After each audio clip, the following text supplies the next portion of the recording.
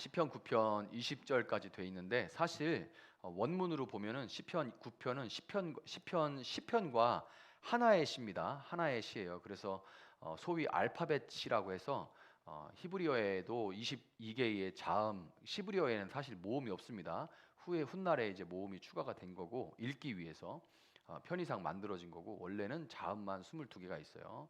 알렙 그 노래로 저도 배웠어요. 알렙 베트기메 달레 대바브 이렇게 해서 신대원에서 배웠는데 그거 배우면서 안 헤어져서 눈물 흘렸던 전도사님들 참 많았습니다. 그런데 이 알파벳송이에요. 그러니까 우리나라 말로 하면 기억, 그 다음에 기억으로 가 해서 시작하고 나 해서 시작하고 첫음을 그렇게 시작해서 이렇게 쓰는 시예요. 그래서 9편부터 10편까지 마지막 타우라는 알파벳까지 이제 시편에서 마무리가 됩니다. 그런데 이제 내용 자체가 그 어조와 그 뉘앙스가 완전히 달라지기 때문에 분위기가 바뀌어서 9편과 10편을 이렇게 나눠 놨어요. 이 시편 9편은 가난한 자의 기도라는 제목이 붙어 있습니다. 가난한 자의 기도. 그런데 조금 뜨악하죠. 왜냐하면 시편 9편 성경 보시면 그 위에 누구의 시라고 되어 있습니까? 다윗의 시라고 되어 있죠. 근데 우리가 알죠. 다윗이 어떤 사람입니까? 왕이에요, 왕. 다윗 말기에는 그가 그 이스라엘의 예루살렘의 금과 은을 돌처럼 흔하게 만들었다. 그렇게 얘기를 할 정도로 다윗 시대가 이렇게 번성한 시대였고 그는 왕이었는데 가난한 자의 기도를 썼습니다. 시편 9편에. 그래서 우리가 이 다윗이 지은 시라는 것과 그리고 12절에 가난한 자라는 표현, 그리고 9절에 압제를 당하는 자라는 표현, 그리고 18절에 궁핍한 자라는 표현을 이렇게 종합적으로 볼 때 여기서 가난한 자라는 얘기는 경제적인 가난뿐만이 아니라 경제적인 가난 포함해서 경제적인 가난뿐만 아니라 육체적인 가난, 정신적인 가난, 그리고 심리적인 가난. 요즘에 심리적으로 가난하신 분들 참 많죠. 그리고 모든 믿는 자들이 피할 수 없는 영적인 가난과 압제 이런 것들이 우리 죄로 인해서 사탄의 공격에 의해서 영적인 가난함이 있을 수 있고 또 하나님으로부터 그 죄로 인해서 멀어짐으로써 그 영적으로 메말라가고 답답해져가고 짓눌려 있는 이런 모든 종류의 가난을 다 포함한다고 할 수가 있어요. 자, 마태복음 5장 3절을 보면 예수님께서 이렇게 말씀하시죠. 심령이 가난한 자, 그 마음이 가난한 자는 복이 있나니 이렇게 말씀하세요. 근데 원문 그대로 보면 복이 있도다 심령이 가난한 자여 이렇게 말을 해요. 그러니까 다윗은 사실 복이 있어서 심령이 가난한 자인 거예요. 그 물질로는 정말 극에 이를 정도로 부유한 사람이었지만 그 마음이 하나님을 향해 가난한 사람이었던 것입니다. 세상의 형편과 자기 자신만 돌아보는 게 아니라 세상의 형편과 악에 의해서 고통받는 사람들을 보면서 그 마음이 하나님을 향해서 여전히 가난했던 사람이에요. 복이 있도다 가난한 자요. 그 다음에 이렇게 심령이 가난한 것만 말하지 않습니다. 누가복음을 기록한 누가는 그냥 아주 담백하게 6장 20절에서 이렇게 말해요.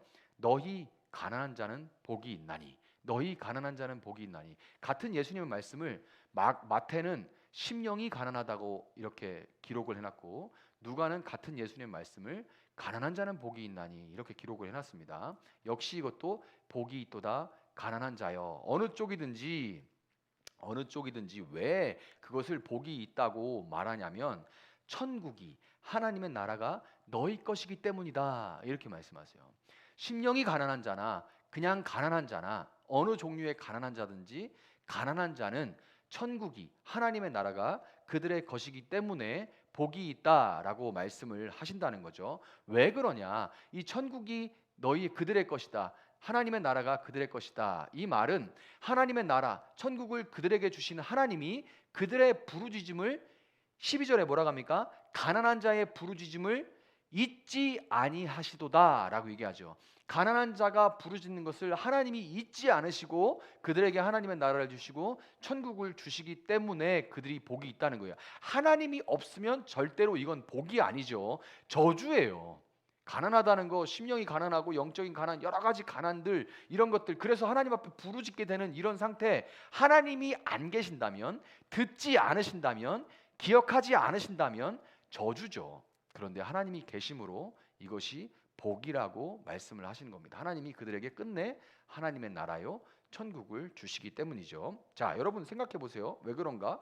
스스로 강한 자, 스스로 선줄로 여기는 자, 이런 자들은 강한 자 곁에 편 들어주는 사람 참 많습니다. 강한 자, 스스로 강한 자에게는 그의 편을 들어주는 사람, 그 주변에서 그 주변에 그 사람을 편 들어주고 그 사람을 호의해주고 그 사람을 팬덤해주고 하는 사람들이 참 많아요. 부유한 자들 보세요. 돈 많은 사람들 주변에 사람 참 많습니다. 돈 있으면 주변에 사람 참 많아요.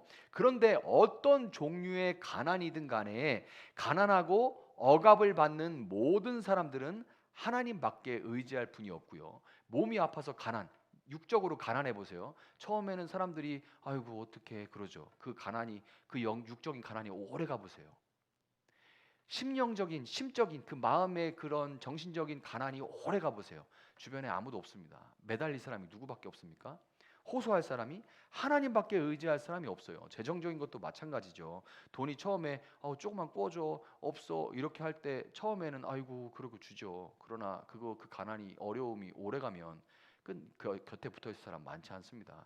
그런데 이 가난함 때문에 하나님밖에 의지할 사람이 없어요. 하나님밖에 의지할 분이 없고, 하나님은 결코 그들을 잊지, 그분은 그 가난 가운데 하나님께 부르짖는 사람은 하나님께서 결코 잊지 않으신다고 이야기를 하고 있기 때문에 그것이 복이라고 얘기를 하는 겁니다. 자, 4절에 주께서 나의 의와 송사를 변호하셨으며, 주께서 나의 의와 변호를 이 송사를 이제 법정의 일을 얘기하는 거죠. 송사를 변호하셨으며, 또 5절에 이방 나라들, 이건 외부의 적이죠. 또 원수들, 이건 내부의 적입니다. 이방 나라들과 원수들. 그리고 13절에 사망의 문이라는 또 표현이 있어요. 시구가 또 있습니다. 사망의 문.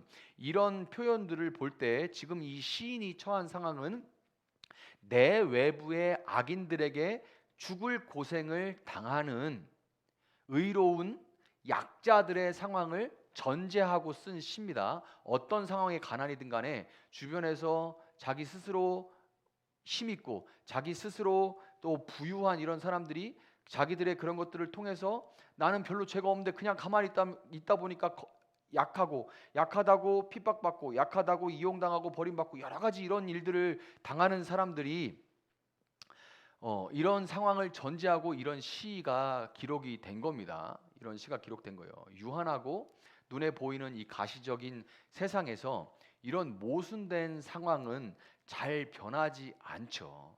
이런 모순된 상황은 잘 변하지 않습니다. 그런데 신앙이라는 것은, 상황이 변하지 않더라도 신앙이라는 것은 이런 모순을 극복하는데 그 신앙이 성장하는 비결이 있습니다. 이 모순을 극복해 나가는데, 상황은 변하지 않더라도 이 모순을 극복해 나가는데 그 비결이 있는 거예요. 모순을 극복한다는 것이 뭐냐? 이런 상황, 내가 가난하다고 또 부유하고 힘 있는 사람들에게 이렇게 억울한 일을 당하고, 또 가난할수록 계속해서 그렇게 가난의 굴레를 잘 못 벗어나고 이런 상황들 가운데 고통받을 수밖에 없는데, 그런데 이런 모순적인, 계속 이렇게 갈 수밖에 없는 이런 상황을, 이런 모순을 극복하는 것은 유한한 세상과 또 눈에 보이는 이 가시적인 세상을 넘어서는 데서 이 모순을 극복할 수 있고 신앙이 성장해 갈 수 있어요. 여기서 늘 여기에 짓눌려 있으면, 여기에만 짓눌려 있으면 결코 그 상황을 벗어날 수 없고 그 신앙을 성장시킬 수가 없습니다. 그러니까 이게 무슨 말이냐면, 하나님은 유한한 세상에서 하나님은 무한하시고, 또 하나님은 이 우리를 압제하는 악인들을 반드시 심판하시며 의인을 구원하신다는, 어떻게 보면 어린아이들의 신앙과 같은 이 신앙의 대원칙을 붙드는 거예요. 그렇지 않아 보이는 상황들이 많죠. 그럼에도 불구하고 우리가 붙들어야 되는 것은 뭐냐면, 하나님은 무한하신 하나님이라는 거고, 이걸 늘 우리가 잃어버려요. 1, 2년 안에 막 지금 내가 보는 어떤 정치적인 상황, 아니면 경제적인 상황, 이런 모든 것들이 당장에 바뀌지 않아. 내가 원하는 대로 바뀌지 않아. 그러면 우리가 자꾸만 그리고 내 형편과 처지도 잘 바뀌지 않아. 그러면 우리는 자꾸만 내 삶에 이렇게 내 시야가 이렇게 좁아지게 돼 있어요. 그런데 우리가 이런 상황 가운데서 무한하신 하나님을 바라보고 악인을 반드시 심판하신다고 말씀하시고 약속하신 하나님, 그리고 숱한 역사 가운데 그렇게 일하신 하나님을 바라보고 또 의인을 반드시 구원하신다는 이 신앙의 대원칙을 붙드는 겁니다. 이걸 뭐라고 하냐면 종말론적인 신앙이라고 그러는 거예요. 끝이 있다. 그 끝을 바라보는 신앙을 얘기하는 겁니다. 끝이 없다면, 끝에 의로우신 재판장이신 하나님의 심판이 없다면 우리가 이렇게 살아가는 것은, 믿는 자로 살아가는 것은, 사도 바울이 오죽 답답하면 그렇게 얘기했죠. 만약에 부활이 없다면, 심판이 없다면 정말 이렇게 사는 것이 세상에서 가장 바보스러운 삶이다, 이렇게 얘기를 해요. 이렇게 얘기를 합니다. 자, 이 종말론적인 신앙이 우리가 가져야 될 신앙이고, 종말론적인 신앙이 있을 때만 현실을 극복하고 이겨내고 우리의 신앙이 성장해 갈 수 있고 현실에 매이지 않을 수가 있어요. 여러분, 만약에 의로우신 하나님이 계시지 않다면, 그리고 그분이 정말 약자들의 편이 아니라면 인간은 자기 중심성으로 말미암아서 멸망으로 치달을 수밖에 없습니다. 그렇게 말하면 어떤 사람들은 이렇게 얘기할 거예요. 개인적으로 정말 정의로운 사람도 얼마나 많은데요. 의인들도 참 많습니다. 여러분, 그런데 멀리 볼 것도 없어요. 지금 우리나라도 보세요. 전에 막 그 의로움으로 민주화 운동하던 사람들 가운데 지금 남아있는 사람들이 얼마나 됩니까? 20년, 30년 지나면 그게 자기 의가 돼요. 사람은 이래요. 물론 훌륭하게, 인격적으로 훌륭하게 남으신 분들도 있습니다. 그러나 누구 개인이 누가 나쁘고 좋고 이게 아니라 사람의 그 스스로의 의는 언제든지 자기 그 의는 굽혀질 수 있고 다른 어떤 것에 의해서 휘어질 수 있는 것이 사람의 의예요. 하나님의 의로우심은 자기 아들을 십자가에 못 박아 버리는 의입니다. 하나님의 의를 따라갈 수 있는 인간은 없어요. 하나님의 의는. 이 개인적 정의감으로 얼마나, 이 개인적 감이라는 것이 얼마나 가벼운지 몰라요. 그래서 우리는 이 사람의 어떤 정의 이런 것이 아니라 종말론적인 신앙을 갖고 있을 때만, 하나님께서 역사마다 때때로 개입하셨기 때문에 인간의 역사가 여태까지 온 거지, 정말 이 하나님의 심판을 믿지 않는 사람들이 자기 힘대로 내가 얻은 부와 내가 강함으로 자기 유리한 대로 자기 중심성으로 살아갔으면, 그래서 1차 대전, 2차 대전도 있었죠. 이런 일들, 지구가 몇 번 멸망해도 할 말이 없을 만한 그런 역사인데 하나님께서 그때그때마다 개입해 주셨기 때문에 역사가 지금까지 끌어온 겁니다. 역사를 이렇게 끌어오신 것은 하나님의 남은 자를 건지시기 위함이죠. 그래서 우리는 기억해야 될 것이, 종말론적인 신앙을 갖고 있을 때만 우리는 윤리적인 삶을 살 수 있고, 그게 윤리가 그때 의미가 있어요. 자기 의로는, 윤리는 언제든지 굽어질 수 있다는 얘기입니다. 그리고 그때만 우리는 약자들의 편에 설 수가 있어요. 강자에게 붙는 게 얼마나 유리한 삶입니까? 그런데 그때 왜 우리가 약자의 편에 서게 됩니까? 종말론적인 의로우신 재판장이 있기 때문에, 그분이 약자들의 편에 있기 때문에, 그분이 호소하는 약자들의 신음소리를 들으시는 분이기 때문에 우리들 그들과 함께 설 수 있는 명분이 있고 그래야 되는 존재들이 되는 겁니다. 더 나아가서 우리는 의로우신 하나님의 심판을 전하는 삶, 이걸 선교라고 하는 거죠. 이걸 선교라고 하는 겁니다. 꼭 해외 나가는 것뿐만 아니라 이걸 선교라고 하는 거예요. 자, 이렇게 말씀을 드렸는데 우리가 오늘 이제 3.1절이죠. 3.1절을 맞아서 3.1 만세 운동을 생각해 볼 때 우리 역사에 교회가 약자들의 편에 서시는 하나님과 함께한 분명한 증거가, 저는 개인적으로 3.1 운동이라고 저는 그렇게 믿습니다. 자, 5절에 이방 나라, 그것을 외부의 적이라고 제가 말씀을 드렸고, 그리고 악인들도 내부의 적이라고 말씀드렸죠. 좀 비약일 수 있지만 역사에 분명히 일어났던 일이니까 외부의 적은 이제 일제라고 얘기할 수가 있겠죠. 제가 말하는 일제, 이거는 지금 일본 사람 한 사람 한 사람을 얘기하는 게 아닙니다. 저는 개인적으로 일본 사람들 그 질서를 좋아하고 그리고 높은 시민의식도 좋아합니다. 일본 친구도 있어요. 그런데 일제의 제국주의 정신을 얘기하는 겁니다. 힘으로 약한 자를 누르고 자기들의 필요를 채워가고 강자의 논리로 그것을 합리화시키는 얘기를 하는 겁니다. 그래서 이방 나라가 강자인 일제의 강제 병합과 그리고 식민지 수탈, 그리고 그들과 야합한 악인들, 내부의 적 친일파들이 있겠죠. 그런데 당시에 어느 나라도 약자인 조선의 편을 들지 않았어요. 오늘 3.1 운동에 1905년에 3.1 운동인데 1910년에 강제 합병되기 전에 1905년에 가스라 테프트 밀약이라고 해서 여러분 우리가 그렇게 좋아하는 미국도 그때 필리핀은 미국이 먹고 일본이 조선 먹는 거에 대해서 합의하고 그 뒤로 터치를 하지 않았습니다. 이거 역사적인 사실이죠. 1907년에 아무도 전 세계가 아무도 조선이 이렇게 군사권을 군인권을 뺏기고 경찰권을 뺏기고 이렇게 식민지화 되는 거에 아무도 전 세계에도 아무도 관심을 기울여 주지 않으니까 이준 열사가 막 가가지고 헤이그 특사로 가서 거기서 이렇게 자결을 하고 그러지 않았습니까? 이런 일들이 있었어요. 조선은 정말 약자였습니다. 그런데 고종의 장례를 기점으로 해서 3.1 만세 운동을 계획을 했고요. 세계의 침략의 이 부당성을 알리기 위한 비폭력 운동이 시작이 됐습니다. 그리고 이 3.1 운동의 주축은 교회였습니다.